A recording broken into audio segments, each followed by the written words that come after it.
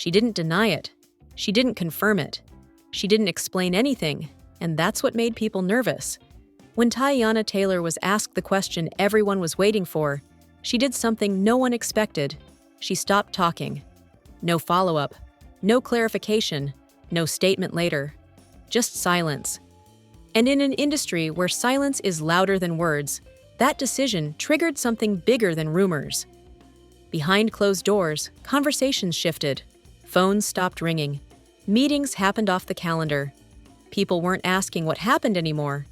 They were asking why she refused to explain. What was said privately that couldn't be repeated publicly? Who benefited from the silence? And why did explaining suddenly feel more dangerous than staying quiet? Stay with us, because this isn't about gossip. It's about control, Sata's boundaries, and the moment silence became the loudest answer possible. According to those close to the situation, the moment everything changed wasn't dramatic. It was quiet. Teyana Taylor had been moving carefully for weeks, not hiding, not disappearing, just choosing her words with unusual precision. Interviews stayed surface level. Appearances were polished but brief. Questions were redirected. Then came the one question everyone expected her to address. And she didn't. She smiled, paused, and moved on. No explanation. That refusal became the story. In public-facing worlds, silence is often treated as avoidance. But according to insiders, this wasn't avoidance. It was decision-making. She wasn't confused about what to say. She was clear about what she wouldn't say. Behind closed doors, the reaction was immediate. Not panic. Recalibration. Conversations that once felt casual became deliberate. Words were weighed. Access tightened. Because when someone refuses to explain, it signals something powerful. It signals that explanation is no longer safe. According to people familiar with the environment she was navigating, silence wasn't about hiding a mistake. It was about protecting context. Context that wouldn't survive public interpretation. She understood something most people don't realize until it's too late. Once you explain something publicly, it no longer belongs to you. It belongs to interpretation. And interpretation is uncontrollable. According to Teyana, there are moments when explaining doesn't bring clarity. It creates distortion. Pieces get removed from context. Intent gets rewritten. Words become headlines. She wasn't willing to let that happen. The refusal to explain wasn't impulsive. It came after private conversations, after weighing consequences, after realizing that any explanation would create more questions than answers. And questions don't always come from curiosity. Sometimes they come from leverage. She recognized that once she explained herself, people would expect more explanations. Silence would no longer be an option. Every future choice would be measured against whatever narrative was established in that moment. She chose not to establish one. According to insiders, what happened behind closed doors was less dramatic than people imagined, but far more revealing. It wasn't about a single incident. It was about boundaries being tested, requests framed as concern, pressure disguised as curiosity, subtle expectations that she owed clarity because people felt invested. She realized that investment doesn't create entitlement, and silence was the only response that couldn't be manipulated. When she refused to explain, some people felt dismissed, others felt unsettled. Because explanation reassures. Silence forces reflection, and reflection makes people uncomfortable. According to those who witnessed the aftermath, her refusal created a ripple effect. Meetings were postponed, narratives stalled, plans that depended on clarity suddenly had none. And that's when people began to understand. The silence wasn't accidental. It was protective. She wasn't refusing to explain because she didn't know the truth. She was refusing because the truth couldn't be reduced to sound bites. She also understood something critical. Explaining publicly often requires oversimplification, and oversimplification erases nuance. Once nuance is gone, responsibility shifts in unfair ways. She wasn't willing to let nuance die. Behind closed doors, she reportedly said something simple. Explaining won't make this safer. That sentence changed how people responded, because safety, not image, was the priority. According to insiders, there were attempts to encourage her to say something, anything, a neutral statement, a soft clarification, a controlled narrative. She declined. Not because she wanted mystery, but because she wanted control over meaning. She understood that some situations are complex enough that public explanation becomes a liability, not legally, emotionally, psychologically, relationally. She wasn't protecting a secret, she was protecting people. And once she made that decision, there was no turning back. Silence became policy, not avoidance, not defiance. Policy. That choice confused people because it didn't fit the usual pattern. Public figures are expected to respond, to clarify, to manage perception. She chose something else. She chose containment. According to those close to her, the most surprising part wasn't that she stayed quiet. It was how comfortable she was doing it. No scrambling, no anxiety, no second guessing.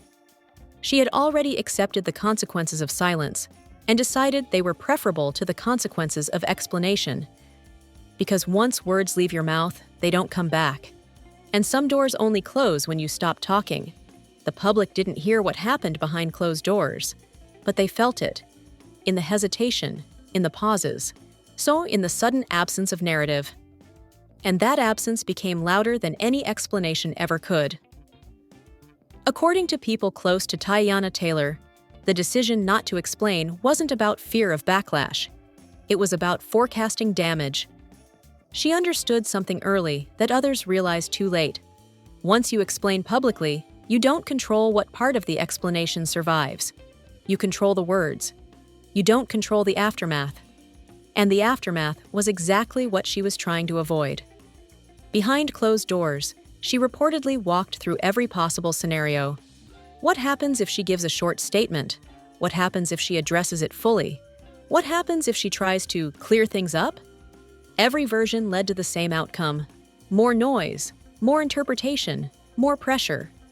Explaining wouldn't have ended the conversation. It would have expanded it.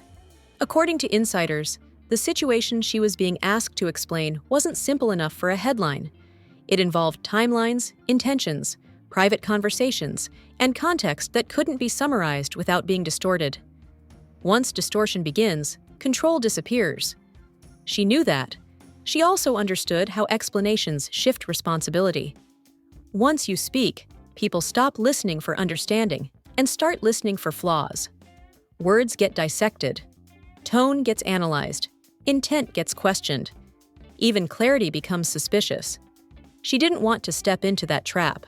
According to those familiar with the internal discussions, she asked a critical question: who does explaining actually help? The answer wasn't reassuring.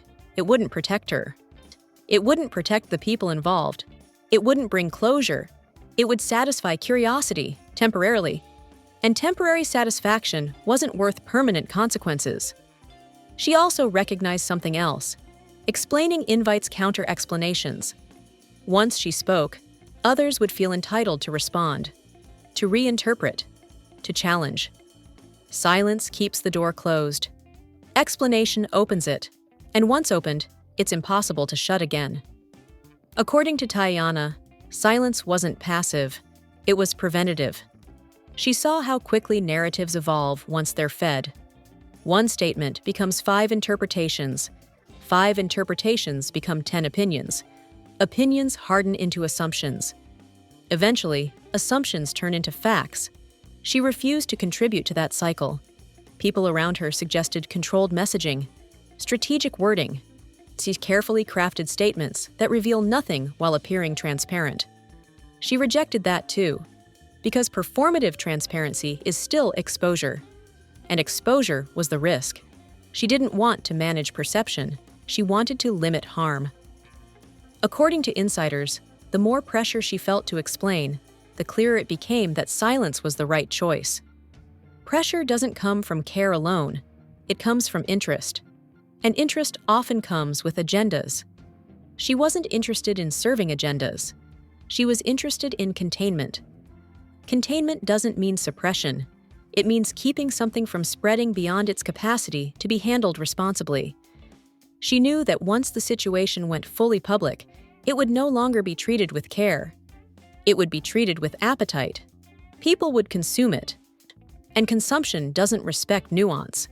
She also understood how explanations change relationships.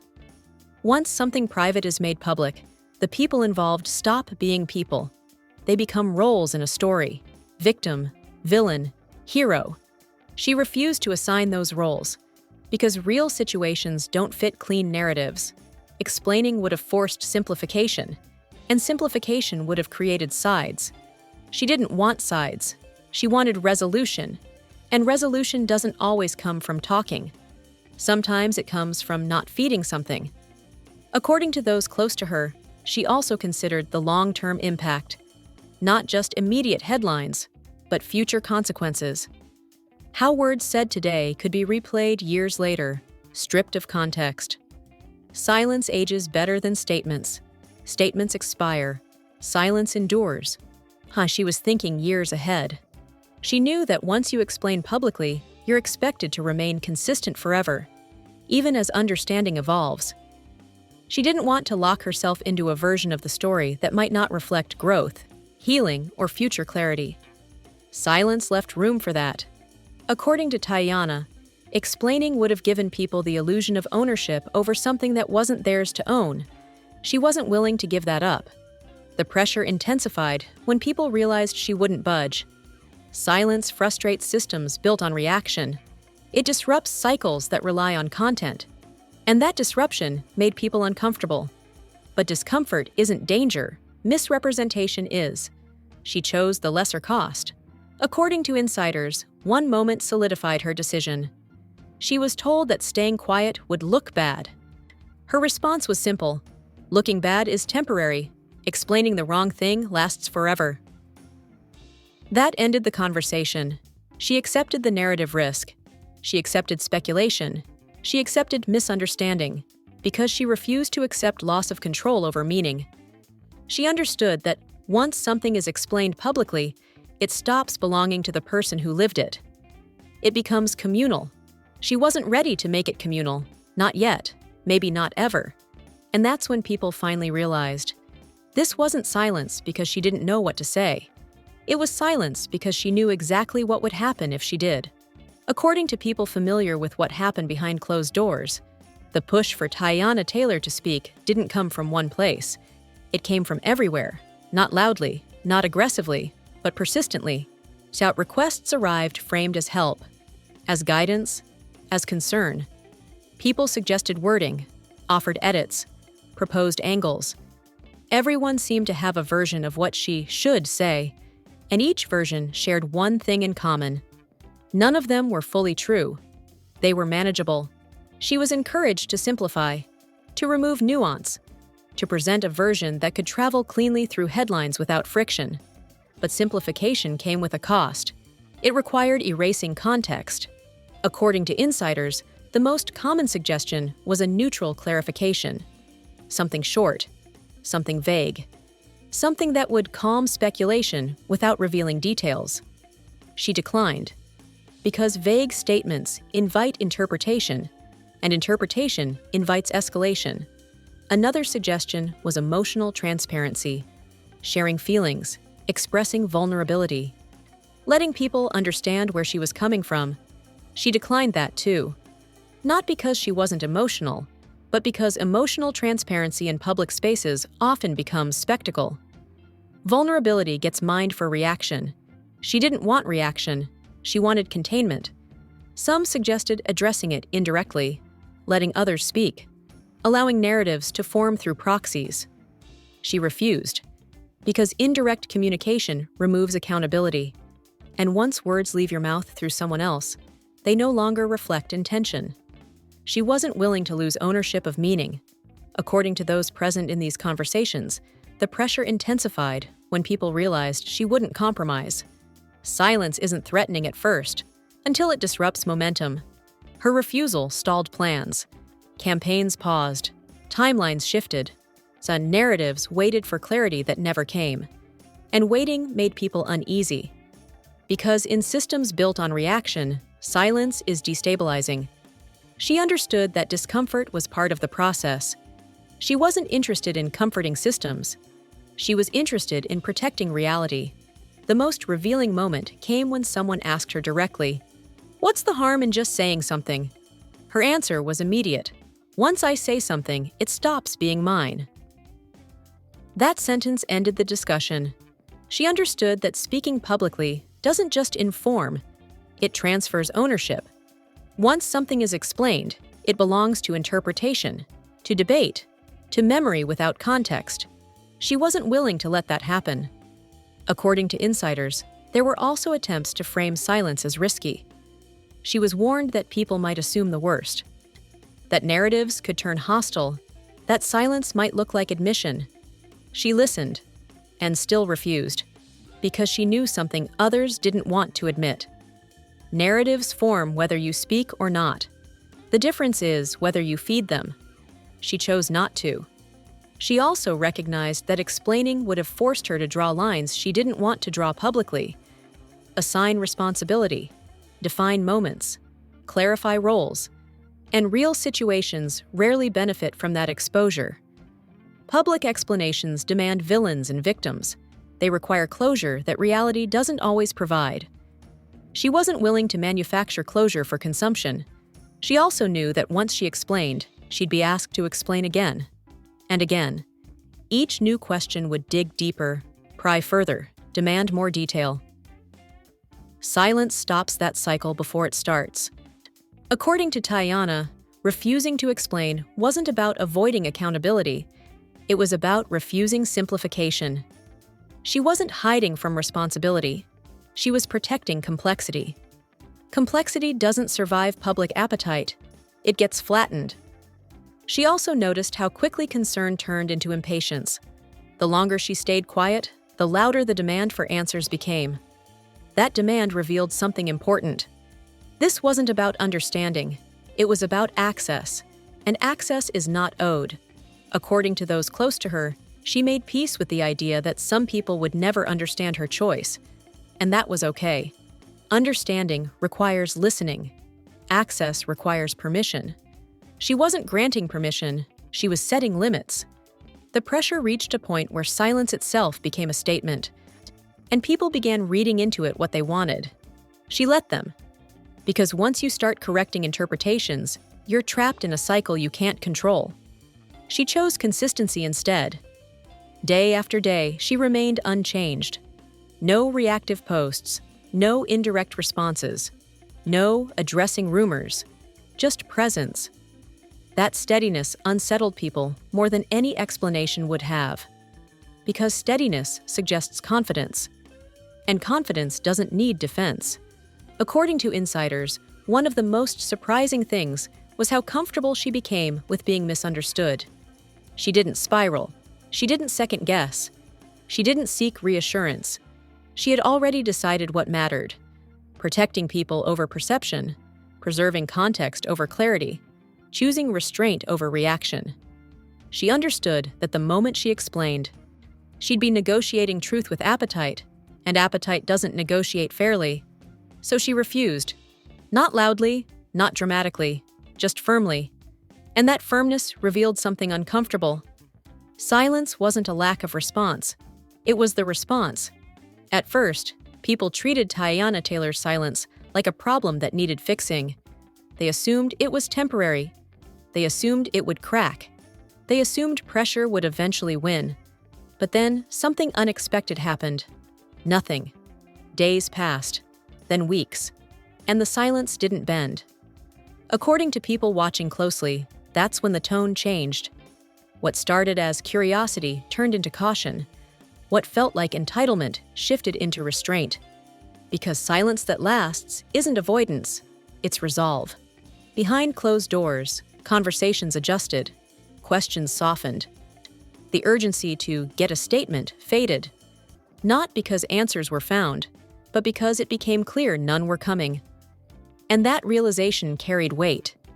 When someone refuses to explain consistently, it signals confidence, not arrogance, certainty, the kind that doesn't need reinforcement. According to insiders, this was the moment silence stopped being interpreted as vulnerability and started being understood as leverage. She wasn't reacting, she wasn't negotiating, she wasn't adjusting her behavior to accommodate speculation. She stayed the same. And consistency is hard to argue with. People began to notice something else too. The narrative started losing momentum. Without fuel, speculation thinned. Stories stalled. The energy that once demanded answers dissipated. Silence starved it. According to Teyana, this was always the plan. Not to outlast curiosity, but to refuse participation in it. Curiosity needs response to survive. Without response, it collapses under its own weight. She understood that from the beginning. What surprised people was how calm she seemed. No defensive posture, no corrective tone, no visible frustration, just steadiness. That steadiness sent a message louder than any statement could have. It said, "I'm not threatened by misunderstanding. I'm not dependent on approval. I'm not negotiating my boundaries." And once that message landed, the dynamic shifted. People stopped asking, "Why won't she explain?" They started asking, "Why does she not need to?" That question reframed everything. According to those close to her, this phase marked a turning point. Not externally, internally. She felt something settle. A sense of alignment she hadn't experienced before. She wasn't waiting anymore. Waiting implies expectation. Expectation implies obligation. She felt none. She described this moment as reclaiming authority over her own narrative, not by defining it, but by refusing to hand it over. She realized something profound. Silence doesn't weaken your position when it's intentional. It strengthens it, because intention removes doubt. People may not understand the reason, but they recognize the resolve. She also noticed how others' behavior changed around her. Conversations became more respectful. Probing questions turned into neutral ones. Some topics simply stopped coming up. Boundaries were being learned. She didn't enforce them loudly. She embodied them. And embodiment is harder to challenge than words. According to insiders, this was also when some people realized they'd misread the situation entirely. They had assumed silence meant uncertainty. Instead, it revealed clarity. She knew exactly what she was doing. And once that became clear, the urge to push disappeared. Because pushing against certainty feels futile. She said something privately that captured the moment. When people realize you're not waiting for them, they stop asking you to wait for them. That shift mattered. She was no longer positioned as someone withholding information. She was someone withholding access. And access had never been guaranteed. She also reflected on how different this felt compared to past experiences. Before, silence felt reactive, something she did while deciding what to say. This time, silence was the decision. That difference changed everything. She wasn't in limbo. She wasn't calculating her next move. She wasn't preparing an explanation. She was done. According to Tayana, that finality brought peace. Not relief, peace. Relief comes from resolution. Peace comes from acceptance. She accepted that not everyone would understand her choice. And she was okay with that. Because understanding isn't a prerequisite for respect. Consistency earns respect. She also noticed something subtle but important. When she stopped explaining, people stopped projecting urgency onto her life. The assumption that she owed closure dissolved. She wasn't closing a chapter publicly. She was living it privately. That distinction mattered. She realized that many people confuse access with care. They believe that if something isn't shared, it isn't valued. She learned the opposite. When some things are valued so deeply, they're protected from exposure. This moment taught her that restraint can be more powerful than disclosure. That refusal can be a form of self-respect. She wasn't refusing to communicate. She was refusing to perform. And once that refusal became clear, the performance ended.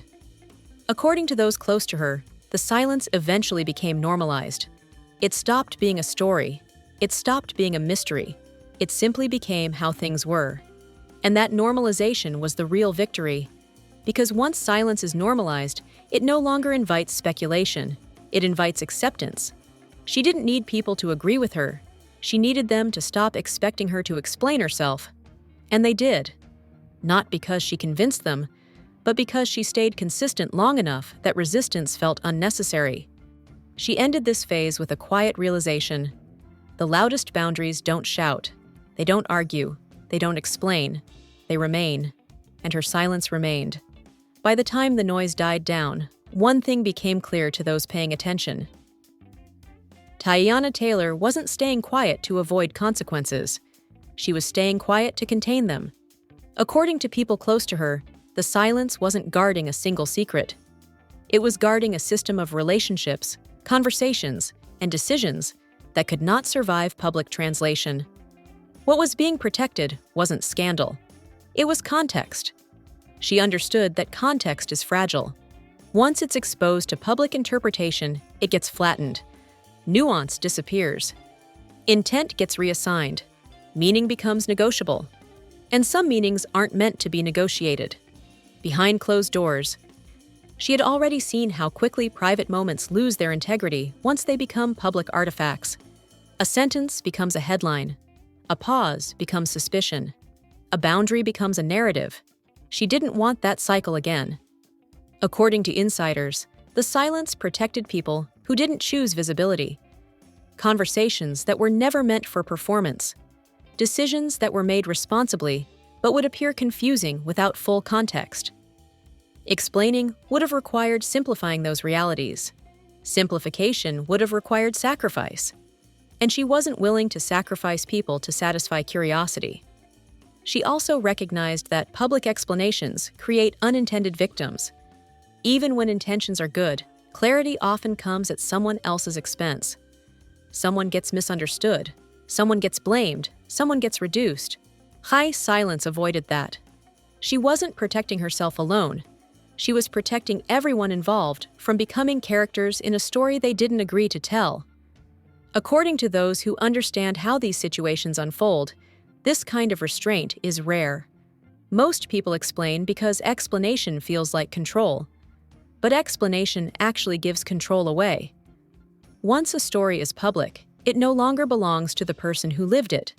It belongs to whoever interprets it next. She refused to let that happen. The silence also protected something less obvious: timing. Not everything needs to be understood immediately. Some things require distance to make sense. Public explanation demands immediacy. She chose patience instead.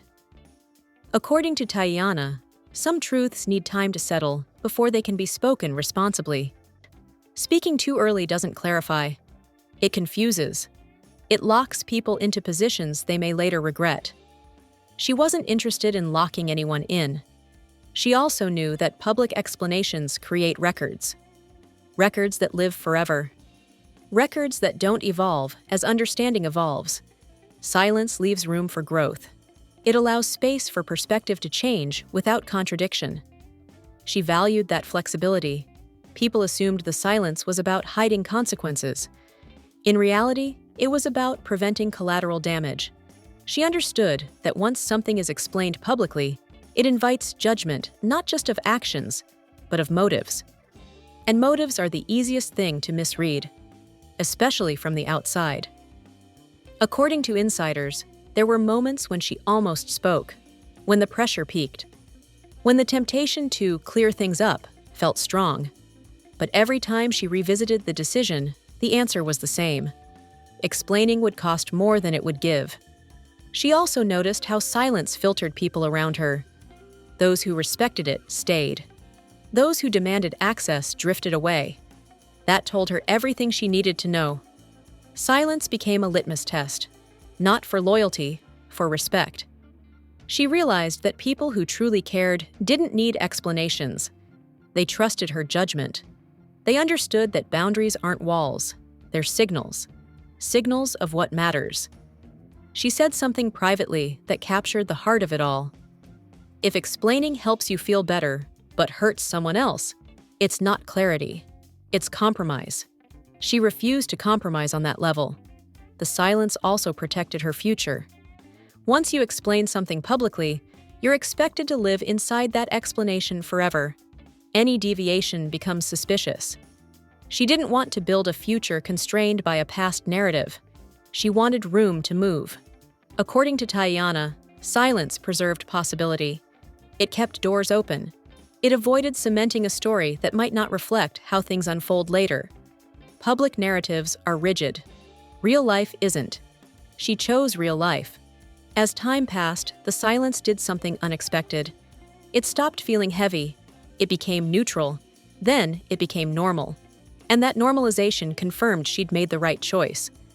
Because when something truly needs to be explained, it doesn't fade. This did. Not because the situation disappeared, but because it never belonged to the public in the first place. She wasn't withholding truth. She was protecting relevance, protecting what mattered from being turned into something disposable. According to those close to her, the silence taught her a final lesson. You don't owe the world your interior life. You owe yourself integrity. And integrity sometimes looks like restraint. She didn't stay quiet because she couldn't speak. She stayed quiet because speaking would have changed things that didn't need changing. The silence wasn't fear. It was care. By this point, one truth had become unavoidable. If Teyana Taylor spoke now, it wouldn't clarify anything. It would rewrite everything. And that was exactly why she wouldn't do it. According to those closest to her, the silence had already done its job. It protected what needed protection. It filtered out what didn't belong. It stabilized a situation that would have fractured under public pressure. Breaking that silence now wouldn't move things forward. It would drag them backward. She understood that once silence becomes intentional, breaking it is no longer neutral. It's disruptive. It reopens questions that have already settled privately. It invites interpretations that no longer reflect reality. She wasn't interested in reopening anything. According to Teyana, people assume silence exists to be broken, like a pause before an announcement, a build-up to clarity. But some silences aren't pauses. They're conclusions. She reached hers quietly. She knew that if she spoke now, people would assume something changed, that the silence failed, that pressure finally worked, that something new forced her hand. None of that was true. Speaking now would create a false narrative. It would suggest instability where there was none. It would suggest fear where there was clarity. And it would suggest obligation where there was only choice. She refused to create that illusion. According to insiders, this realization was the final step. Once she understood that silence itself had become part of the structure protecting her life, the decision became easy. You don't dismantle a structure that's holding, you reinforce it. She also recognized something deeper. Breaking silence doesn't just change perception, it changes memory. People reinterpret everything that came before based on what's said now. Past moments get reframed. Intentions get reassigned. She didn't want her past reshaped by a present explanation. She wanted continuity. According to Teyana, silence allowed her story to remain incomplete to outsiders, and that incompleteness was intentional. Complete stories invite ownership. Incomplete stories retain autonomy. She chose autonomy. She also understood that public explanations have expiration dates. What satisfies curiosity today becomes irrelevant tomorrow. But the consequences of speaking remain. Words don't disappear. Screenshots don't fade. Silence ages better. She said privately, "Nothing I say now would be more accurate than what I've already lived." That sentence explains everything. She didn't need to narrate her life for it to be valid. She lived it. According to those around her, this moment marked a permanent shift. Not just in how she handles scrutiny, but in how she understands power. Power isn't loud. Power isn't reactive. Power doesn't explain itself to be real. Power decides and stands still. Her silence wasn't passive, it was anchored. She also recognized that breaking silence would invite new demands. Once you speak once, people expect consistency, updates, clarifications, reassurance. She didn't want to build a life that required constant explanation. She wanted sustainability. And sustainability requires limits. She said that choosing silence didn't mean she was closed off. It meant she was selective. She shares what adds meaning, not what satisfies appetite. She wasn't hiding, she was prioritizing. As time passed, the silence did something remarkable. It stopped being a story. No follow-ups, no countdowns. No, when will she address it? Because nothing felt unresolved anymore. And that's when people finally understood. The silence wasn't temporary. It was the answer. According to Teyana, this is the last time this chapter will be acknowledged, not because it's forbidden, but because it's finished. Not publicly explained, privately resolved. She doesn't owe closure to spectators. She owes consistency to herself. She also acknowledged something uncomfortable, but honest. Some people will always feel entitled to explanation. They'll mistake privacy for evasion, boundaries for secrecy. She's okay with that, because boundaries don't require agreement. They require enforcement, and she enforced hers without raising her voice. That's why breaking the silence now would undo everything. It would suggest doubt. It would suggest regret. It would suggest pressure. None of those are true. The silence worked. It protected people. It preserved context. It filtered noise. It restored control. Breaking it would reintroduce chaos into something that no longer needs it. So she won't. Not because she can't speak, but because she doesn't need to. And that distinction is everything. This wasn't a refusal to explain. It was a decision to move on without permission. And that's why the silence remains. Not as mystery, not as defiance, but as finality. Like, subscribe, and share.